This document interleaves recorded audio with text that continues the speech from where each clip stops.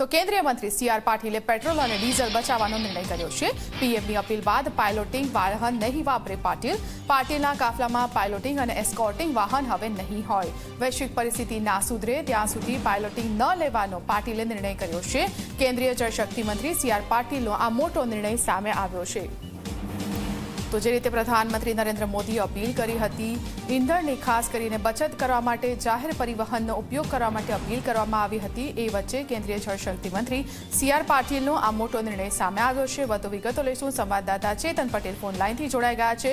ચેતન, કેન્દ્રીય મંત્રીનો આ મોટો નિર્ણય કેવી રીતે લોકોને પ્રેરણા આપી રહ્યો છે?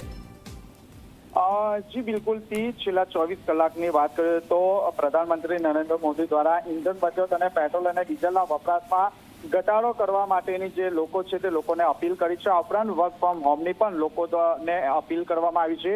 જે રીતે દેશના વડાપ્રધાન દ્વારા લોકોને અપીલ કરવામાં આવી છે, ત્યારબાદ કેન્દ્રીય જળ સંચય મંત્રી સી.આર. પાટીલ આગળ આવ્યા છે. જે રીતે વડાપ્રધાન દ્વારા જે મુહિમ છેડવામાં આવી છે, આ મુહિમમાં સૌપ્રથમ કેન્દ્રીય જળ સંચય મંત્રી સી.આર. પાટીલ આવ્યા છે. ખાસ કરીને કેન્દ્રીય મંત્રી સી.આર. પાટીલના જે એસ્કોર્ટિંગ પાયલોટ જે કાર હોય છે 2 આપવામાં આવતી હોય છે, પરંતુ આજે એક મહત્વની જાહેરાત સી.આર. પાટીલ દ્વારા કરવામાં આવી છે, જેમાં સ્પષ્ટપણે તેમણે જણાવ્યું છે કે જે રીતે દેશમાં પેટ્રોલિયમ જે પેદાશ છે તેનો જે વપરાશ છે તે ઓછો કરવા માટે દેશના વડાપ્રધાન દ્વારા મુહિમ છેડવામાં આવી છે. આ મુહિમને લઈને તેમના દ્વારા બંને જે એસ્કોર્ટિંગ જે પાયલોટ જે કાર છે તે જ્યાં સુધી પેટ્રોલને લઈને અન્ય ભાવના અનિશ્ચિતતાનો જે સમય છે ત્યાં સુધી તેઓ આ જે પાયલોટિંગ કાર છે તેનો ઉપયોગ નહીં કરશે. આ ઉપરાંત જે આરોગ્ય મંત્રી પ્રફુલભાઈ પાનસુરિયા તેમના દ્વારા પણ તેમને આપવામાં આવેલી જે એસ્કોર્ટિંગ કાર છે તે પણ મૂકી છે. હવે તેઓ ફક્ત મંત્રીને આપેલી જે કાર છે તે કારમાં જ ફરશે.